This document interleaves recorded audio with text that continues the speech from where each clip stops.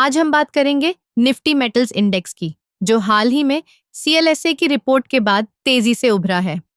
CLSA ने कहा है कि धातु क्षेत्र में सबसे बुरा समय अब पीछे छूट चुका है।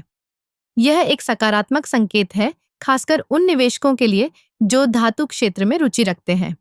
वेदांता और हिंदल्को जैसे कंपनियों को सीएलएसए ने अपनी टॉप पिक्स में रखा है। वेदांता, जो कि एक प्रमुख खनन और धातु कंपनी है, ने अपने उत्पादन में सुधार किया है और लागत को कम करने में सफल रही है। यह कंपनी अपने विविध उत्पाद पोर्टफोलियो के लिए जानी जाती है, जिसमें जस्ता, तांबा और एल्यूमीनियम शामिल हैं। जब हम धातु की मांग की बात करते हैं तो वेदांता का नाम हमेशा सामने आता है। दूसरी ओर हिंदल्को भी एक मजबूत खिलाड़ी है। यह कंपनी एल्यूमीनियम और कॉपर के उत्पादन में अग्रणी है। हाल के वर्षों में हिंदल्को ने अपनी उत्पादन क्षमता बढ़ाई है और लागत को कम करने के लिए कई उपाय किए हैं। इसके अलावा कंपनी ने अपने स्थायी विकास के लक्ष्यों पर भी ध्यान केंद्रित किया है, जो इसे भविष्य में और भी मजबूत बनाएगा।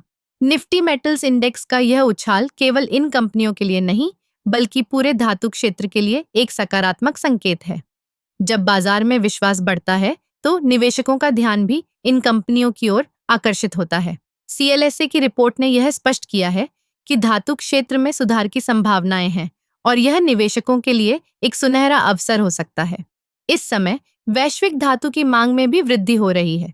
जैसे जैसे अर्थव्यवस्थाएं खुल रही हैं और निर्माण गतिविधियां बढ़ रही हैं, धातु की मांग में तेजी आ रही है। यह स्थिति वेदांता और हिंदल्को जैसी कंपनियों के लिए फायदेमंद साबित हो सकती है। इसके अलावा भारत सरकार की नीतियों का भी इस क्षेत्र पर सकारात्मक प्रभाव पड़ रहा है। मेक इन इंडिया जैसी योजनाएं धातु उद्योग को बढ़ावा दे रही हैं, जिससे घरेलू उत्पादन में वृद्धि हो रही है।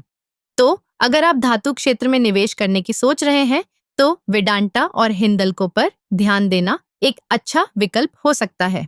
सीएलएसए की रिपोर्ट ने इस क्षेत्र में सकारात्मकता का संकेत दिया है और यह समय सही निवेश करने का है। धातु क्षेत्र में संभावनाएं बढ़ रही हैं और यह देखना दिलचस्प होगा कि आने वाले समय में ये कंपनियां कैसे प्रदर्शन करती हैं। निवेश करते समय हमेशा अपनी रिसर्च करें और बाजार की चाल पर नजर रखें।